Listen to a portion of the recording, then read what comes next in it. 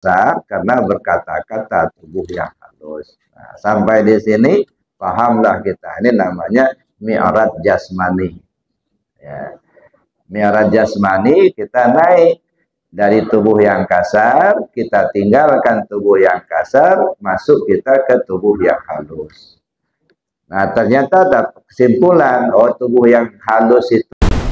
هل أتى على الإنسان حين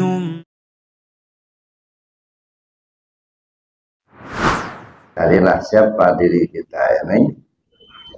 Setelah kita tahu bahwa kita ini ternyata hidup, diri kita ini melihat, diri kita ini tahu. Tahulah kita bahwa siapa diri kita ini. Setelah kita merasa tahu, lalu buanglah apa yang kita tahu itu. Nah, ternyata bukan kita yang tahu itu Allah. Nah, ini yang paling utama dalam hidup kita ini, mengenal Allah itu dulu.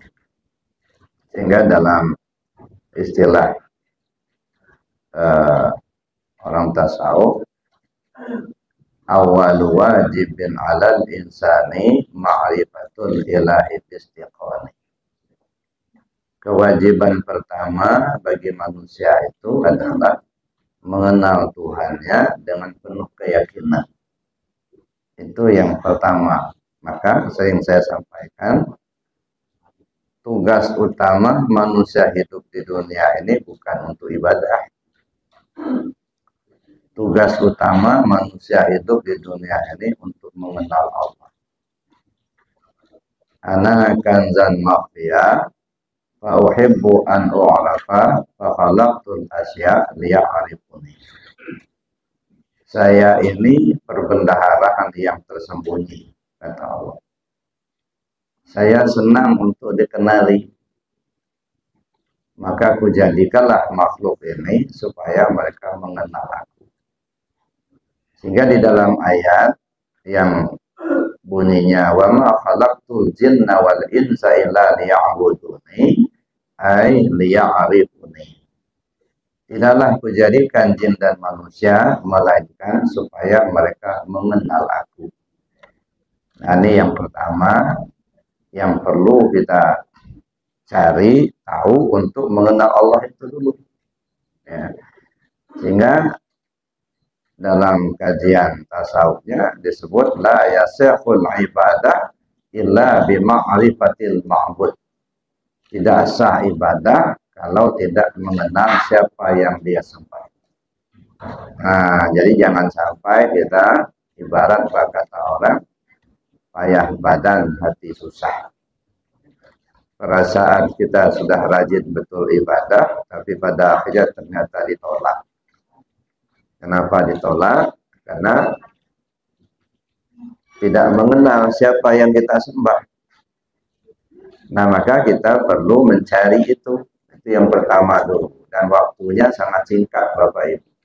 Nah, walaupun di dalam istilah seringkali kita sebut ada namanya abidillah, ada namanya arif billah.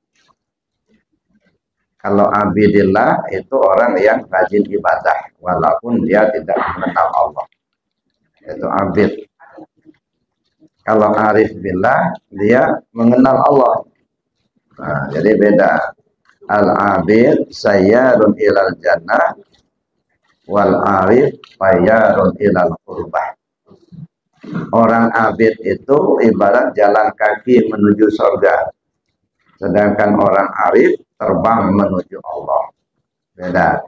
Makanya kalau di tingkat abid selalu saja pikirannya kepala sama surga. Surga, pahala, surga, pahala. Apalagi bapak-bapak yang sudah dikasih tahu di surga itu banyak bidadari. Lihat betul kita untuk lakukan itu, karena yang dikejarnya dapat bidadari. Tapi itu tadi, orang abid itu tidak ubahnya jalan kaki menuju surga. Lama. Wal arif fayyarun ilal qurbah. Orang arif itu terbang menuju Allah. Jadi Yang surga yang sesungguhnya itu bukan yang ada bidadarinya. Yang surga yang sesungguhnya itu kembalinya diri kita ini kepada Allah. Nah, itulah surga yang sesungguhnya. Nah, makanya digambarkan surga itu ada kesenangan. Kenapa dalam surga itu kok ada bidadari, nggak ada bidadara? Bidadari itu kan konotasinya untuk bapak-bapak.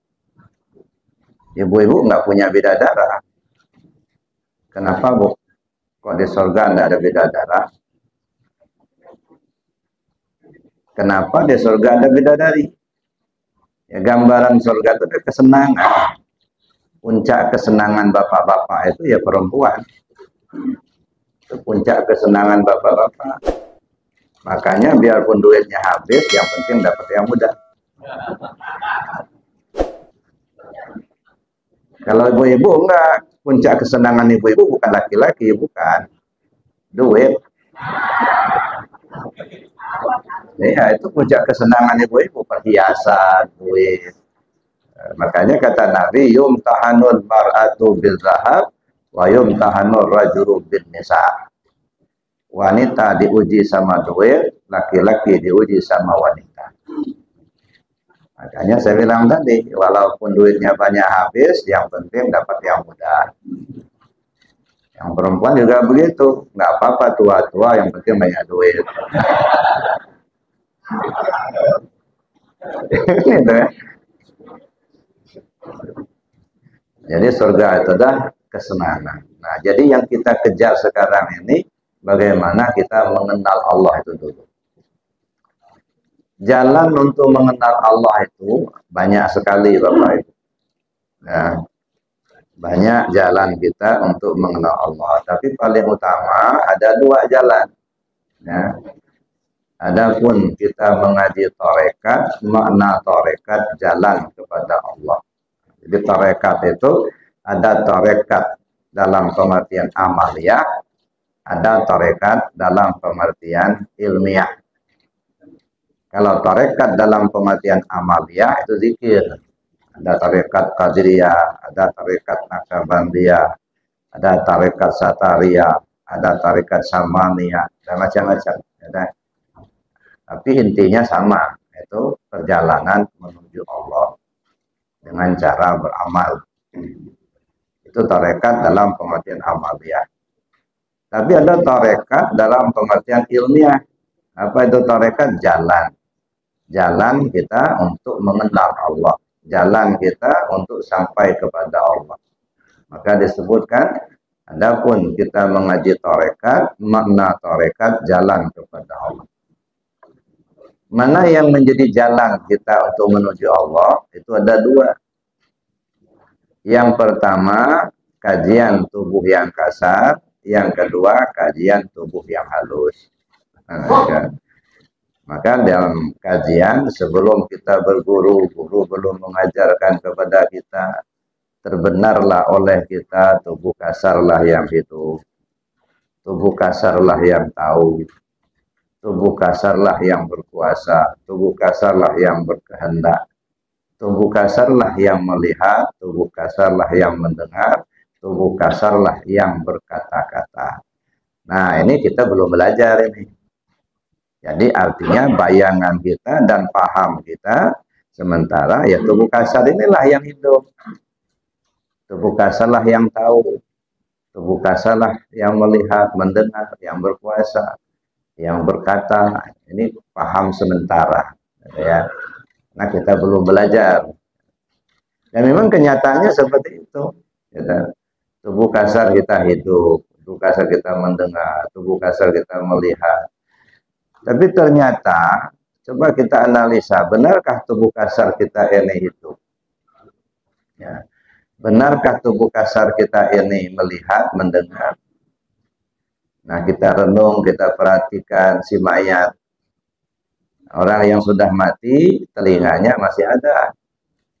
Tapi telinga mayat sudah tak mendengar lagi. Nah, telinga itu kan nempelnya di tubuh yang kasar.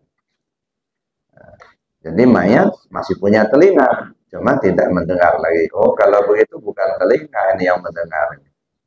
Ya. Kalau telinga kita ini mendengar, mestinya si mayat masih bisa mendengar. Karena telinga mayat tidak copot. Apakah kaki kita ini yang berjalan? Kalau lahirnya iya, secara kasar kata kita, kaki kita jalan. Tengok mayat lagi, orang yang sudah mati, kakinya masih ada. Nggak lepas kakinya. Tapi kaki mayat sudah tak berjalan lagi. Nah, ini menunjukkan ternyata yang jalan itu bukan kaki. Ya. Mata kita ini melihat, kata kita secara zahirnya. Apakah mata kita melihat? Kata kita iya, mata kita melihat. Ya, makanya ada ibu-ibu ya yang mau ke dokter, ya, mau kemana Bu? Mau ke dokter. Kenapa? Nggak tahu, mata saya ini kalau dibuka, apalagi buka dompet, nggak ada yang kelihatan.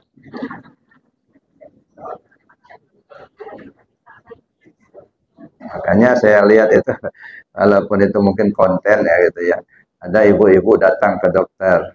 Kenapa Bu? Ini dok, mata saya ini nggak ngelihat sama sekali.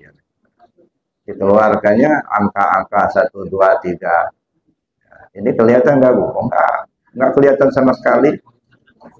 Dikeluarkannya duit. Nah ini kalau ini kelihatan, nah itu jelas kata itu. Kata dokternya kalau itu Pak Ibu ini bukan rabun mata, bukan matanya yang rabun, tapi mata duitan. Jadi artinya sementara kita pahami mata kita ini melihatlah. Tapi kenyataannya mayat masih punya mata, tapi mata mayat sudah tak melihat lagi. Nah, sampai di sini dapatlah kita kesimpulan. Oh, tubuh yang kasar ini sebenarnya nggak punya kemampuan apa-apa. Ya, maka timbullah istilah la haula wala quwata illa billah. Nah, ini arahnya ke sini, ke tubuh kasar. Tidak ada daya, tidak ada upaya, tidak ada kekuatan melainkan dengan Allah. Sama ketika kita mendengar azan, hayya 'alas shalah, kita jawab la haula wala quwata illa billah. Tiada daya, tiada upaya, artinya tiada kemauan, tiada kemampuan untuk melaksanakan sholat itu melainkan dengan Allah. Sudah kita omongin ketika dengar azan, kita masih di rumah, la haula wala quwata illa billah. Tidak ada kemampuan, tidak ada kemauan kecuali dengan Allah. Keluar rumah kita, jalan kita. Kalau tadi tidak ada kemauan, tidak ada kemampuan, tidak ada kekuatan, tapi bisa jalan. Nah, yang jalan itu siapa itu? Kata kita nggak ada kemauan, nggak ada kekuatan, tapi ternyata dia ada maunya datang ke masjid, ada kekuatan dia jalan. Nah, kira-kira yang jalan itu siapa? Ini yang perlu kita kaji lebih jauh nanti. Jadi Bapak Ibu yang saya hormati, nah inilah gambaran tubuh yang kasar. Maka kalau dikatakan la haula wala quwata illa billah, itu artinya apa? Tidak ada kemampuan, tak ada kemauan. Tidak ada kekuatan. Tidak ada kemampuan kita untuk mengerjakan perintah, tidak ada kemampuan kita untuk meninggalkan larangan Allah, melainkan dia dengan Allah. Ya. La haula wala quwata illa billah. Mengerjakan perintah itu aktif, meninggalkan larangan pasif. Tidak bisa aktif, tidak bisa pasif, melainkan dengan Allah. Aktif itu gerak, pasif itu diam. Tak bisa gerak, tak bisa diam, melainkan dengan Allah. Jadi diam aja nggak bisa. Ya, si tubuh kasar ini. Ya. Jadi kalau kita bicara diri kita yang zahir, ya tubuh kasar. Maka tubuh kasar ini disebut jasmani. Apa itu jasmani? Jasmani. Ya jas itu baju. Mani ya mani. Baju dari mani. Si jasmani ini baju dari mani. Oh, kalau begitu tubuh kasar ini baju. Casing. Ya. Jangan kita tertipu dengan tubuh yang kasar, Bapak Ibu. Tubuh yang kasar ini jasmani atau disebut dengan tubuh basyari, atau disebut juga dengan apa namanya ayan kharajiyah. Jadi dalam bahasa tasawuf disebut ayan kharajiyah. Jadi ada ayan kharajiyah, ada ayan sabitah. Kalau ayan kharajiyah itu tubuh yang kasar. Kalau ayan sabitah itu ruh atau nyawa kita. Lalu ada disebut wujud yang am. Kalau wujud yang am hati kita. Ada wujud muhat. Kalau wujud muhat rahasia pada kita. Ya. Maka saya ya agak jarang menggunakan istilah ini. Ya kenapa? Karena agak susah dipahami ketika kita belum sering mendengarnya. Yang gampang itu apa? Ya, tubuh, hati, nyawa, rahasia. Itu kan gampang. Ya. Nah, tubuh, hati, nyawa, rahasia. Nah, jadi kalau bahasa tasawufnya, ya, ayan kharajiyah, wujud yang am, ayan sabitah, wujud muhat. Nah, dapatlah kita satu kesimpulan bahwa ternyata tubuh kasar kita ini tidak punya kemampuan apa-apa. Dia tidak ubahnya seperti baju. Ini baju. Baju saya punya lengan, ada lengan baju. Karena sedang kita pakai, lalu ketika saya angkat tangan, lengan baju terangkat. Kalau saya turunkan tangan saya, lengan baju turun. Jadi yang turun naik itu bukan lengan baju, tapi tangan saya. Nanti di rumah, saya buka baju, saya gantungkan. Lengan baju tak lagi naik turun. Kalau masih juga naik turun, nah ini hati-hati. Jangan-jangan ada jelangkung. Ada. Nah, jadi artinya ketika sudah buka, nggak bisa naik. Nah, begitulah. Ketika sudah mati, nggak bisa buat apa-apa lagi. Ya, tangan tak bisa berbuat, mata tak melihat, telinga tak mendengar, mulut tak bisa bicara. Nah, itulah gambaran tubuh yang kasar. Sesudah kita berguru, guru sudah mengajarkan kepada kita, ternyata hidup tubuh yang kasar karena hidup tubuh yang halus. Tubuh yang kasar hidup karena adanya tubuh yang halus. Mendengar tubuh yang kasar karena tubuh yang halus yang mendengar. Melihat tubuh yang kasar karena melihatnya tubuh yang halus. Berkuasanya tubuh yang kasar karena berkuasanya tubuh yang halus. Berkehendaknya tubuh yang kasar karena berkehendaknya tubuh yang halus. Berkata-kata tubuh yang kasar karena berkata-kata tubuh yang halus. Nah, sampai di sini pahamlah kita. Ini namanya mi'raj jasmani. Ya. Mi'raj jasmani, kita naik dari tubuh yang kasar, kita tinggalkan tubuh yang kasar, masuk kita ke tubuh yang halus. Nah, ternyata ada kesimpulan, oh tubuh yang halus itulah sebenarnya yang punya kemampuan. Ya, yang hidup tubuh yang halus, yang tahu tubuh yang halus, yang berkuasa tubuh yang halus, yang berkehendak tubuh yang halus, yang melihat tubuh yang halus, yang mendengar tubuh yang halus, yang berkata-kata itu pun tubuh yang halus. Ya. Makanya ada pantun Lampung gitu. Tak kuku nyonggok-conggok menjang di lambung putar. Tuhan mudang disepuk, ya dosai cawa-cawa. Nah, mana dia? Ya tubuh yang halus itulah. Ya, ini kalau kita nggak perhatikan ini, kadang-kadang kita terselip tubuh yang kasar ini. Makanya seringkali kita itu ya apa namanya membuli, mencaci, memaki. Kenapa? Yang kita lihat cuma yang kasar aja. Kita nggak melihat yang halusnya kan. Ya. Ini yang dikatakan oleh Sultan Aulia, Syekh Qadir Jalani pada sallallahu. Man nazara syai'an wa lam yarallahu fihi fa nadharuhu batil. Siapa orang memandang sesuatu yang dia tidak melihat adanya Allah di sesuatu yang dia pandang, itu pandangan sia-sia belaka. Nah, pandangan sia-sia itu apa? Pandangan yang tak melihat mata ikan asin. Nah, mata ikan asin tebul lalang, tapi enggak melihat. Kalau bahasa Lampungnya buta tepedak. Banyak orang buta tepedak sekarang ini. Nah, jadi Bapak Ibu yang saya hormati, itu. Jadi tubuh yang halus yang punya kuasa. Ruh namanya, nyawa namanya, tubuh yang halus kita. Nah, jadi kalau kita bicara tubuh yang halus, itulah ruh kita. Jadi sebenarnya ruh ini kan datang langsung dari Allah. Kita nggak punya ruh, nggak.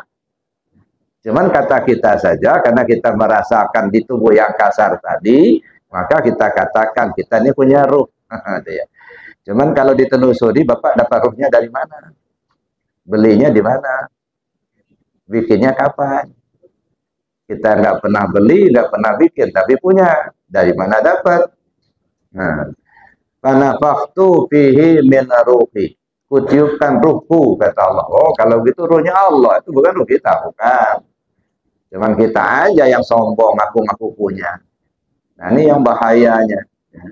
Ini salah satu kelemahan kita, kesalahan kita dalam beriamtikan. Nggak punya, tapi ngaku punya. Dipinjamin, ngaku milik. Nah, ini bahaya. Dipinjamin, tapi merasa milik kita. Nah, kalau ibarat dipinjamin motor, lalu dijual, nah dikejar sama polisi. Nah, bukan milik kita. Nah, sekarang setelah kita menyadari ternyata memang itu bukan punya kita, ya udah akui saja itu bukan punya kita. Nah, kalau bukan punya kita bagaimana? Apa upayanya? Balikkan, kembalikan, jangan ditahan. Kalau sampai mati itu nggak dibalikkan, nah ini jadi urusan.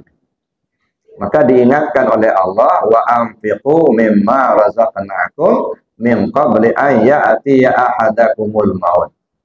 Serahkan apa yang sudah Allah berikan padamu sebelum ajalmu tiba. Kembalikan.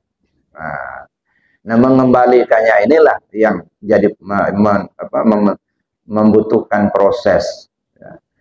Membutuhkan pemahaman bagaimana cara mengembalikannya itu. Nah, itu yang harus kita lakukan sekarang nih, mengembalikan secepatnya sebelum ajal tiba, dan itu diingatkan Allah itu. Wa anfiqu mimma razaqnakum min qabli an ya'tiya ahadakumul maut. Serahkan apa yang sudah Allah berikan padamu sebelum kematianmu datang. Nah, jadi Bapak Ibu yang saya hormati, bagaimana cara kita mengembalikannya? Belajarlah dengan ikan yang hidup di laut. Nah, jadi pelajaran ikan hidup di laut. Ini cara mengembalikan. Ya. Apa pelajaran yang bisa kita ambil dari hidupnya ikan di laut? Itu ada dua pelajaran. Ya, jadi ada dua kesimpulan atau dua pelajaran kita belajar dari ikan hidup di laut. Pertama, ikan yang hidup di air asin tapi tidak terkontaminasi dengan asinnya air laut. Itu satu. Ya. Mengapa ikan yang hidup di air asin walaupun bertahun-tahun tapi tetap tawar, tidak asin? Jadi asin itu nggak bisa masuk kepada daging ikan itu. Kenapa? Karena ikannya masih hidup. Nah, begitu juga kita. Kalau hati kita hidup dengan zikir kepada Allah, insya Allah tidak akan terkontaminasi dengan dunia yang fana ini. Tidak akan nyangkut pula hati kita sama jabatan. Tak nyangkut pula hati kita ini dengan duit. Kalau hidup zikir di hati.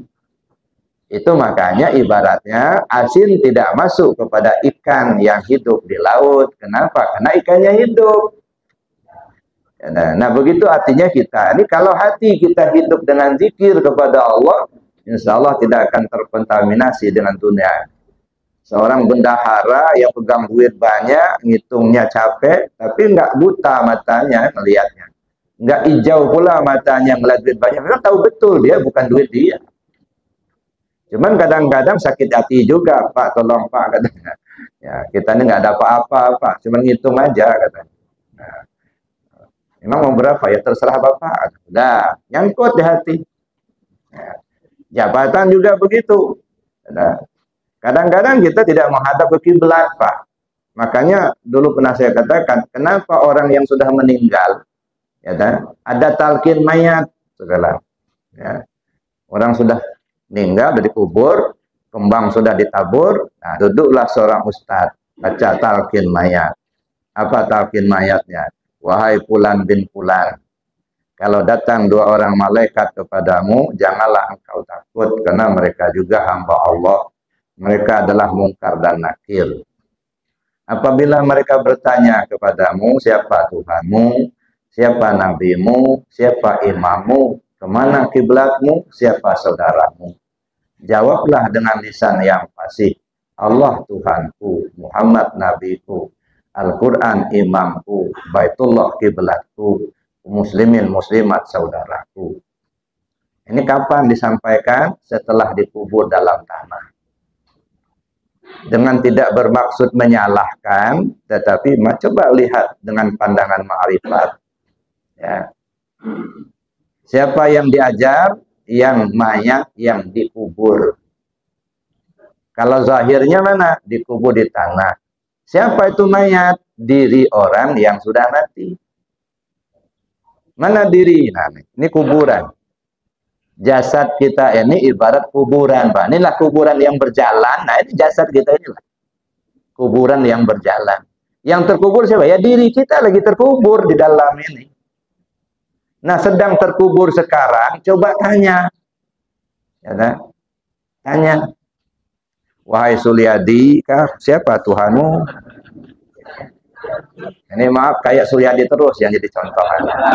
Karena beliau ini yang nampak terang di mata. Bukan yang lain tak terang, yang lain terang juga. Cuma kena di azan tadi kedengaran. Jadi itu Bapak Ibu. Nah, jadi diri kita yang sedang terkubur sekarang ini yang ditanya. Ini kan bahasa kiasan. Ya. Kalau kita pikir orang sudah mati diajarin, lagi hidup aja susah hafal.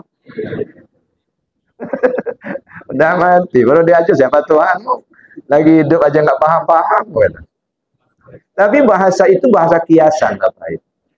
Yang dikubur itu tanya, ya, ajarin. Nah, bagaimana ngajarinya? Talqin zikir. Ya. Coba tanya ke diri kita, siapa Tuhanmu? Jawab dengan lisan yang fasih. Artinya apa? Dengan keyakinan yang benar. Kalau lisan yang fasih itu orang udah mati, al-yauma nakhtimu ala afwahihim wa tukallimuna aydihim wa tashhadu arjuluhum bima kanu yaksibun. Udah dikunci lidahnya, enggak usah ngomong lagi. Tapi bahasa jawab dengan lisan yang fasih, artinya dengan keyakinan yang benar. Siapa yang bertanya? Mungkar dan nakir. Nah, nanti itu kalau dikubur itu mungkar nakir. Nah, sekarang coba tanya gambaran, bayangan mungkar dan nakir. Coba tanya dengan pikiranmu, tanya dengan nafsu. Jawab dengan hati nurani. Jujur. Siapa Tuhanmu? Allah Tuhanku. Yang nanya siapa? Akal. Pikirin, benar enggak kau ini sudah bertuhan sama Allah? Udah tahu belum sama Tuhanmu itu? Jangan nafsu aja. Saya bertuhan sama Allah, tapi kenal Allah juga enggak. Nah, nyesal nanti. Ya. Kemana kiblatmu? Baitullah kiblatmu. Berkiblat enggak dalam hidupmu ini? Ya. Kadang-kadang kita tidak berkiblat ke Baitullah. Mana Baitullah? Ini hati nurani kita ini Baitullah.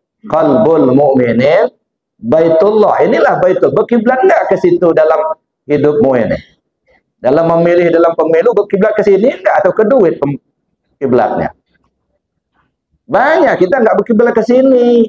Kiblatnya ke duit, kiblatnya ke jabatan, kiblatnya ke atasan. Enggak kiblat ke sini. Ya, makanya seringkali bertolak belakang antara keyakinannya dan yang dia kerjakan. Ujung-ujungnya stroke, Pak. Kenapa? Ya bertentangan terus begitu. Hati nurani nggak terima, tapi dia mau melaksanakan ini, mesti dikerjakan. Udah, nggak berkiblat ke sini. Nah, coba, benar nggak kita berkiblat ke Baitullah? Menghadap ke Baitullah. Setiap gerak kita, setiap langkah kita, ketika kita melakukan sesuatu, bertanya nggak ke sini? Berkiblat nggak dengan hati nurani kita ini? Sekarang. Siapa imammu? Al-Quran imamku. Kau ikutin enggak imam itu? Namanya imam kan diikuti. Ya. Imam berdiri, makmum berdiri, imam ruku, makmum ruku, kan begitu. Itu diikuti. Apa petunjuknya dalam Al-Quran, kita ikuti. Kadang-kadang kita ini belum yakin betul kalau Al-Quran itu membawa kedamaian. Yakin kita kalau Al-Quran itu wahyu Allah, yakin sepenuhnya. Cuman ketika diterapkan, yakin tidak kalau Al-Quran membawa kedamaian. Oh, jangan dulu. Ini bukan negara Islam. Mulai kan? Ya. Nah, kalau diterapkan syariat Islam ini, kacau negara ini. Nggak yakin, artinya Al-Quran itu memberi petunjuk. Nggak diikuti kan?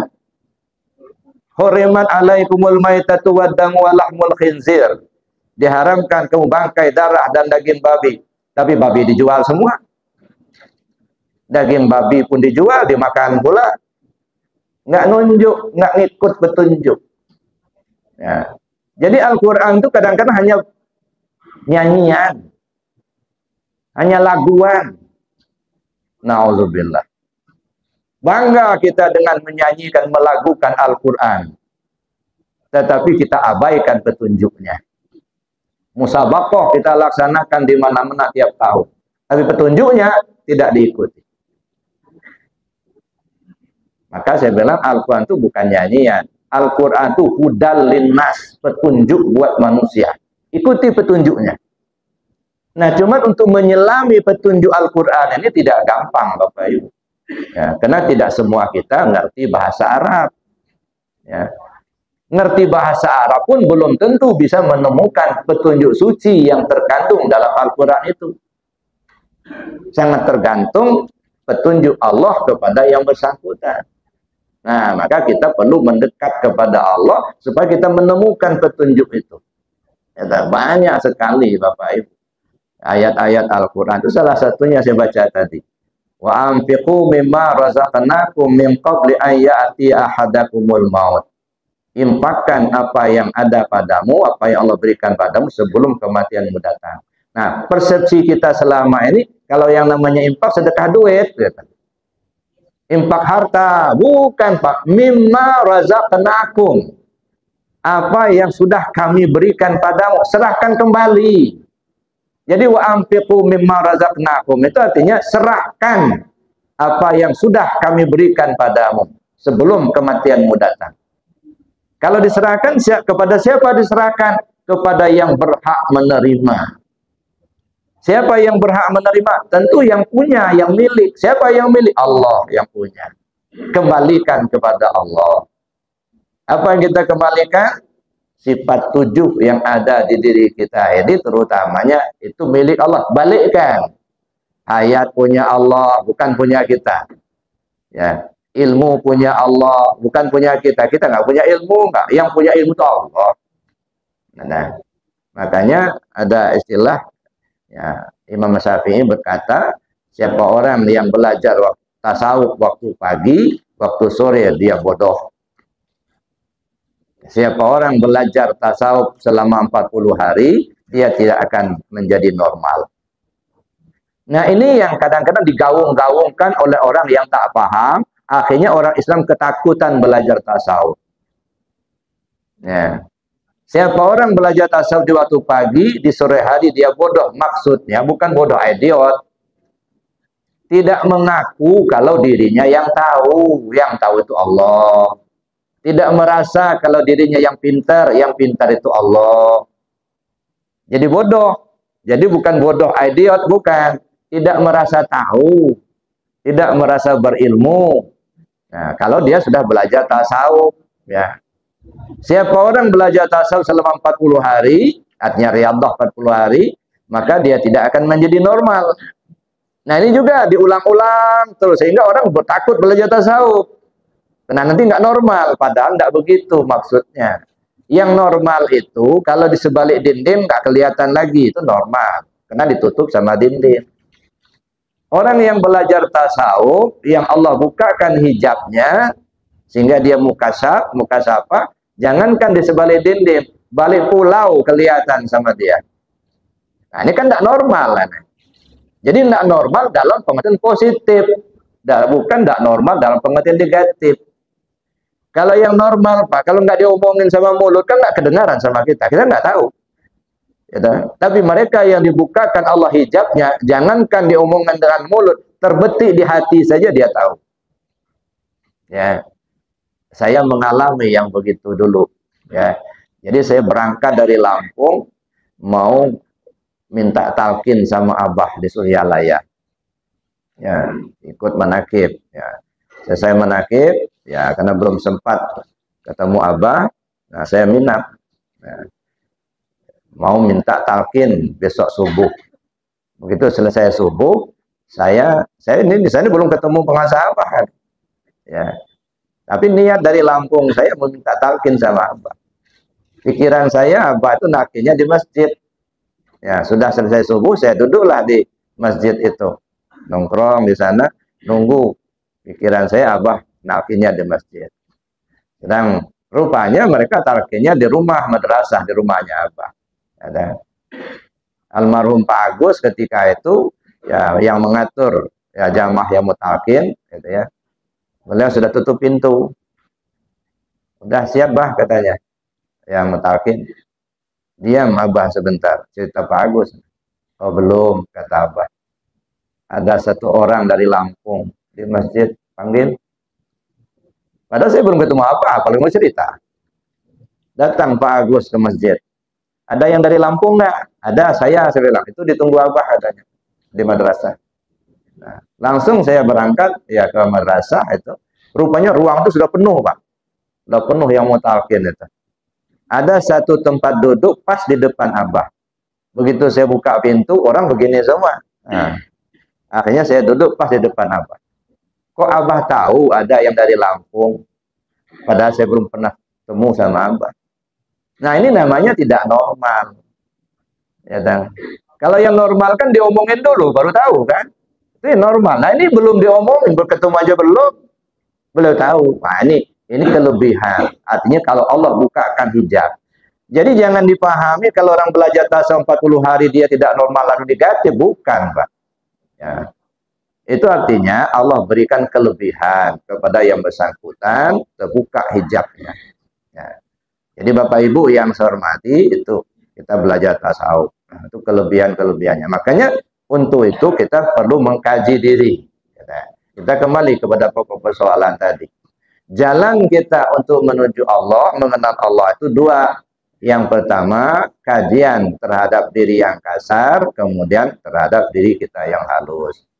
Tadi sudah kita awali, awal mulanya kita tahu tubuh yang kasar yang punya kemampuan, tapi kemudian sirna.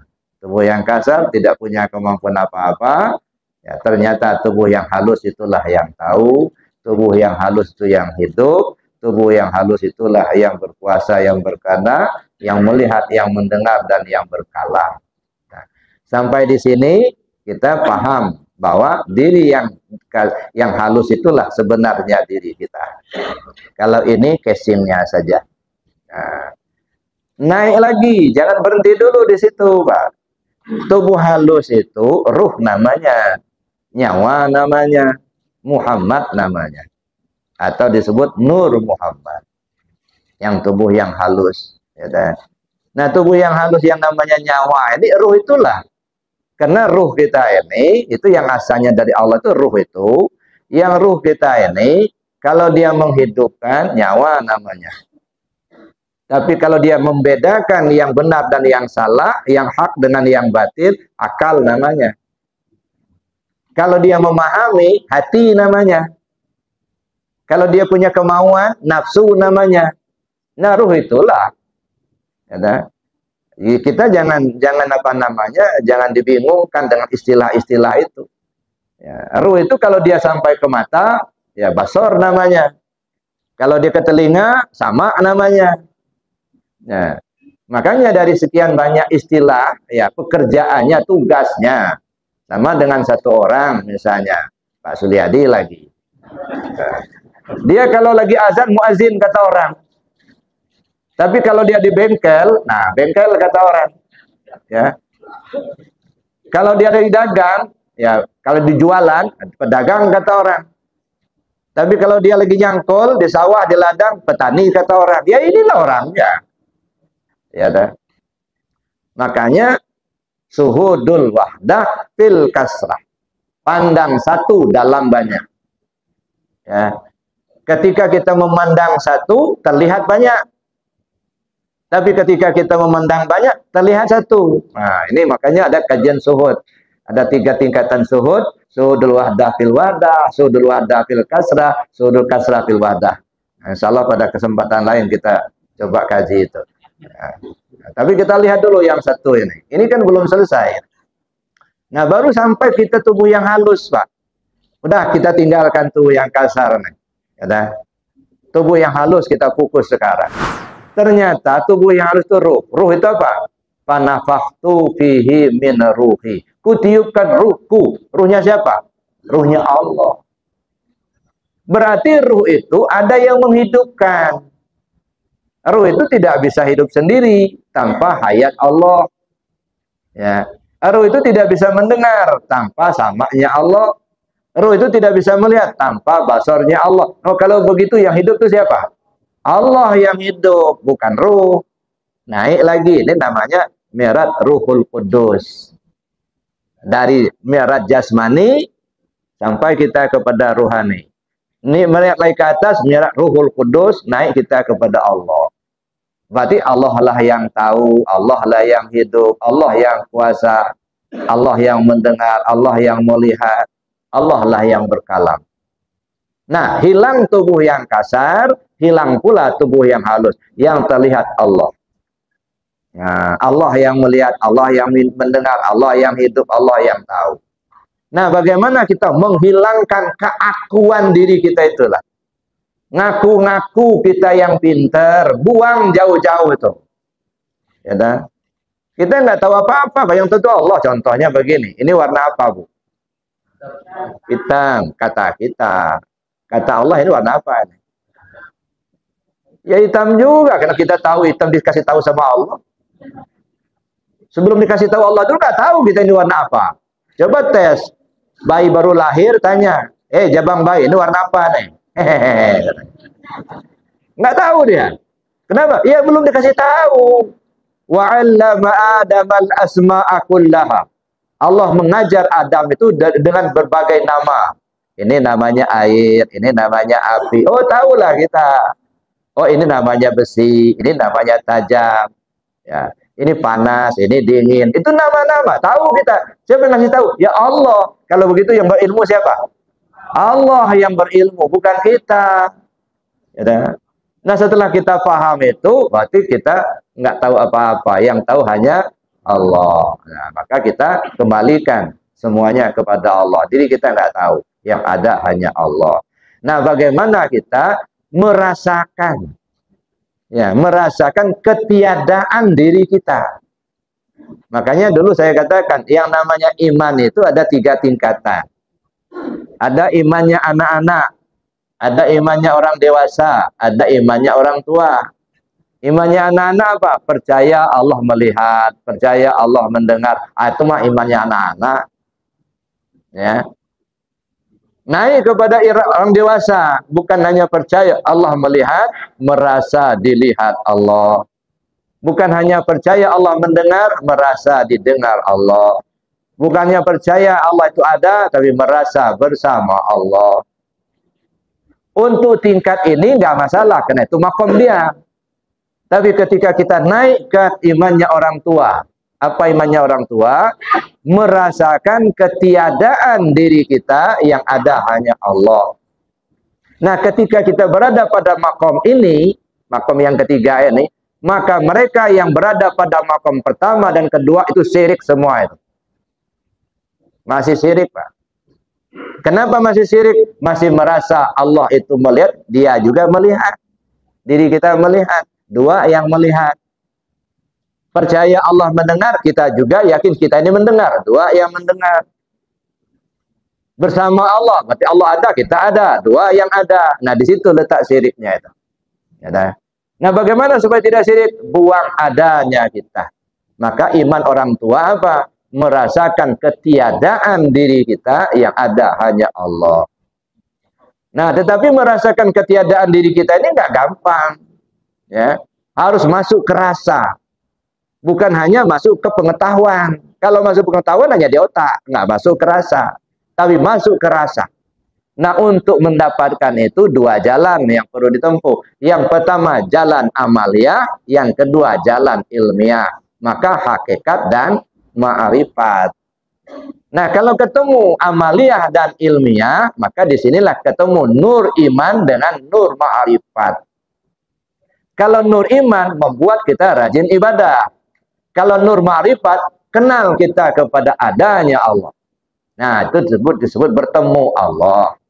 Jadi yang bertemu Allah itu bukan bertemu kayak kita bertemu teman, ya, lalu salaman cium tangan. Ya, enggak, bertemu Allah, bertemu nur ma'rifat dengan nur iman. Bertemu paham dengan yakin. Dan seperti itu juga lah sampai ke akhirat, Pak. Makanya Allah itu enggak berubah-ubah, enggak, karena dia bersifat baqa. Bagaimana Allah itu sekarang, di akhirat ya begitulah. Enggak berubah, enggak. Makanya kalau sudah kenal dengan Allah di dunia, di sana pasti kenal. Enggak kenal sekarang, di akhirat enggak bakal kenal. Ya, maka nafiha di ama wa fil akhirati ama wa adalla sabila. Orang yang buta tentang Allah di dunia ini, di akhirat pun dia buta. Tak kenal sekarang, di sana tak kenal. Ya, makanya kita curahkan segala kemampuan kita, pikiran kita, tenaga kita, harta kita, waktu kita untuk mengenal Allah itu, agar kita kembali ke Allah sebelum ajal tiba. Maka saya bilang tempo hari, ya, sekarang singkirkan dulu dalam pikiran kita urusan pahala sama surga. Enggak usah dulu masuk ke mindset kita itu. Ya, urusan pahala sama surga singkirkan dulu itu. Kenapa? Urusan pahala itu sebab akibat. Karena kita gunakan alat ini kan alat, ya. Mata, telinga, hidung, mulut, tangan, kaki, perut, kemaluan. Kan alat semua itu. Ketika kita gunakan berbuat baik dapat pahala, kita gunakan berbuat jahat dapat dosa. Jadi dosa pahala sebab akibat. Maka nggak perlu diminta. Kita ini kadang-kadang nyinyir aja. Mudah-mudahan amaliyah kita mendapatkan pahala dari Allah. Udah jelas, udah dikasih tahu sama Allah. Wa may ya'mal misqala dzarratin khairan yara, wa may ya'mal misqala dzarratin syarran, masih minta juga itu. Nyinyir namanya itu. Gitu. Makanya saya bilang kalau barang sudah jelas ngapain diminta lagi gitu. Ikan sudah di dalam baskom masih pancing juga. Ini namanya tidak kojo namanya. Tidak perlu dikerjakan. Nah, yang mancing itu yang di kolam gitu. Jadi itu Bapak Ibu yang saya hormati. Jadi artinya ya kita ya curahkan pikiran kita gimana kembali ke Allah. Itu dulu. Urusan surga itu hak prerogatif Allah itu. Nggak bisa pula kita beli surga itu dengan ibadah kita. Ya, tunggang tunggi beribadah seumur hidup itu belum tentu lo dapat surga. Karena nggak bisa kebeli. Ya, itu kenikmatan Allah yang ngasih. Jangankan nunggu di akhirat, sekarang aja kita bisa rasakan itu, Pak. Kenikmatan itu. Ya. Ada barang, ada makanan enak, apa semua orang merasa enak makan? Belum tentu. Penuh meja dengan makanan enak. Ada ayam goreng, ada rendang padang, ada sup kikil, macam-macam lah. Apa semua orang enak makan? Belum tentu. Kadang-kadang banyak makanan enak, tapi bersangkutan tak enak makan. Makanya saya bilang lebih baik kita menyembelih ayam sakit asal kita sehat. Insya Allah habis juga di sop. Daripada kita menyembelih ayam sehat tapi kita sakit. Ngelihat ada enak kita. Cuman di kita ini gitu, kalau sudah sakit banyak pertanyaan, mau makan apa? Udah sakit dulu gitu. Begitu dia sehat, lahap benar makannya, ngomong pula makan terus kata. Nggak ada kerja lain, nah marah pula. Kadang-kadang bingung juga gitu ya. Udah sakit nanya terus gitu, mau makan apa yang dicinta, mau masuk kikil, enggak, semuanya enggak. Ya, aja ditanya memang enggak beli itu. Ya. Begitu dia sehat pulang ke rumah lahap makan, marah pula gitu. Kerjanya makan terus katanya. Pantasan gendut katanya. Jadi Bapak Ibu yang saya hormati, nah itu dah sampailah kita ke pemahaman itu, kembali kepada Allah. Nah, hilangkan pikiran kita di surga, pahala itu. Urusan kita kembali ke Allah dulu. Inna lillahi wa inna ilaihi raji'un. Apa itu inna lillahi wa raji'un? Kalau bahasanya, sesungguhnya kami milik Allah, sesungguhnya kami akan kembali kepada Allah. Itu mah bahasa. Apa pengertiannya secara ma'rifat? Inna lillahi wa inna ilaihi raji'un. Dulu kamu itu Allah, sekarang balik ke Allah lagi. Itu inna lillahi wa raji'un. Nah, makanya saya bilang ya bukan pengantar pengumuman kematian. Ya, inna lillahi wa raji'un itu artinya arah kita. Inna lillah turun, inna ilaihi raji'un naik gitu. Tanazul, taraqi gitu. Sampai kita kepada awal mula kita ada. Gitu. Dari mana kita datang, ke situlah kita pulang. Datang dari Allah, pulang ke Allah. Nah, baru selamat. Bapak Ibu yang saya hormati, mungkin materinya cukup demikian. Ya, kalau masih ada waktu kita diskusikan. Sementara saya akhiri dulu. Assalamualaikum warahmatullahi wabarakatuh. Keterbatasan waktu, maka disediakan 2 pertanyaan saja. Dari Bapak 1, Ibu 1.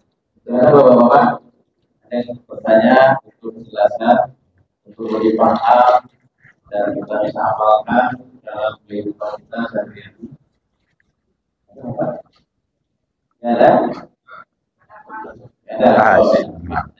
Anak 1, Ibu ada? Ibu ada? Oh ada. Jadi 1 lagi untuk bapaknya.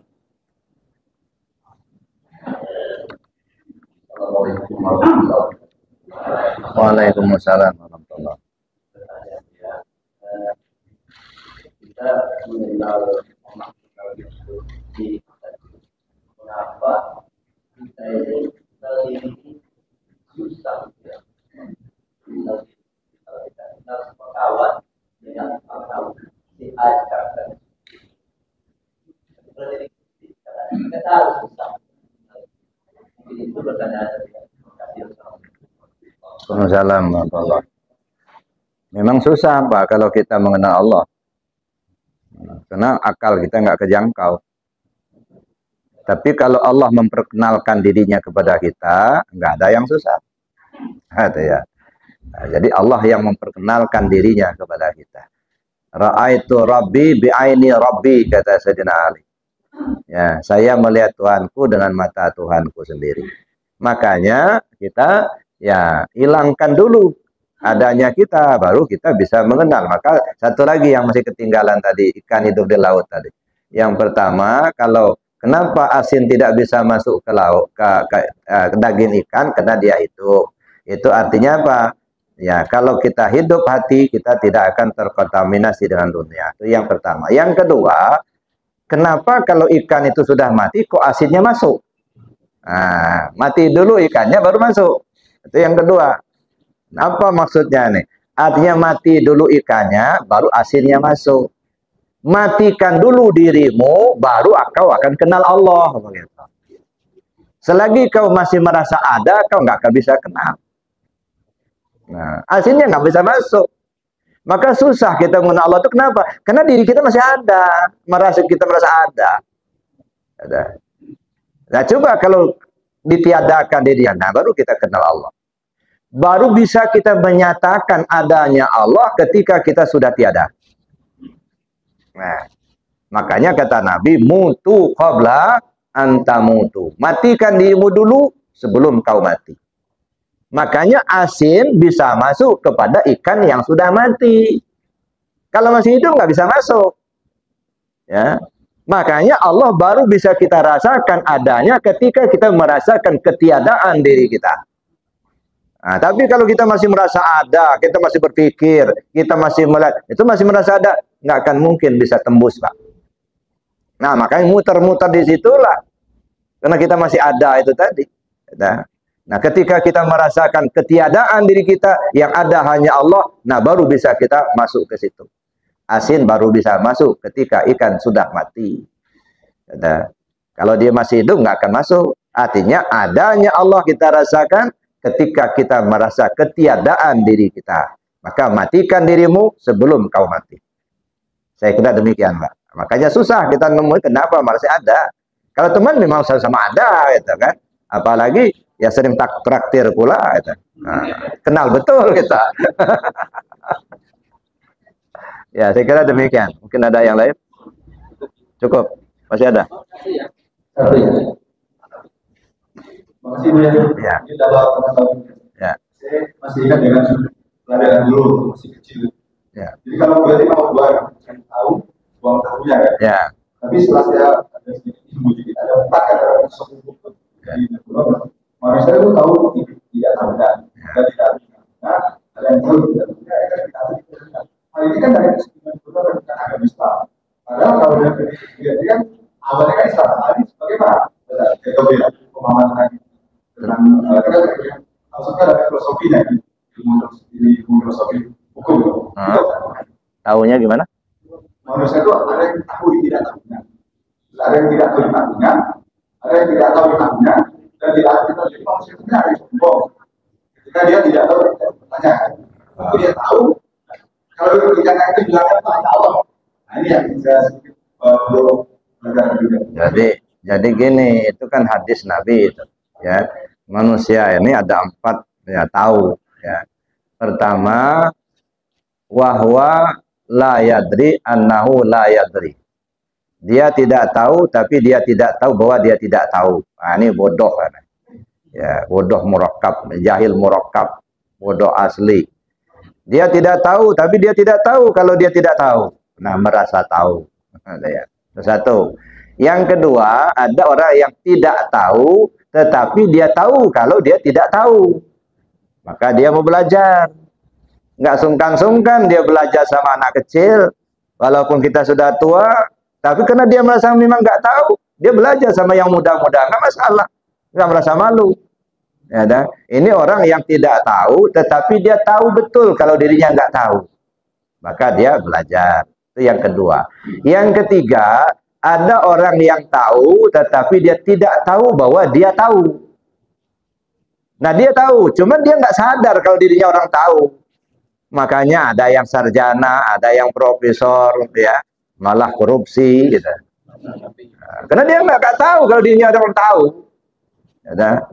Ada ustadz yang apa namanya berbuat mesum, ya. Dia sebenarnya tahu, cuman dia nggak tahu kalau dirinya orang tahu, gitu. Akhirnya terjerumus ke jurang yang tidak baik. Ini orang yang tahu, tapi dia tidak tahu bahwa dia tahu. Yang keempat, ada orang yang tahu dan dia tahu kalau dirinya tahu. Dia sadar, oh saya kalau berbuat begini, kata nggak boleh. Apa kata dunia, katanya. Dia tahu kalau dirinya orang tahu. Dia hargai dirinya, dia hargai orang lain. Gitu. Karena dia tahu betul bahwa dia tahu. Gitu. Makanya kategorinya 4 tadi itu hadis Nabi. Gitu. Nah, jadi itu untuk membedakan tahunya manusia. Tapi setelah kita masuk ke tasawuf, itu tahu itu buang, Pak. Bukan kita yang tahu, Allah yang tahu. Gitu ya. Ya. Saya kira cukup demikian. Mari kita tutup dengan doa dan kafarat majelis. Bismillahirrahmanirrahim. Allahumma inni astaudi'uka ma 'allamtani wardudhu ilayya inda hajati wala tansani ya rabbal alamin.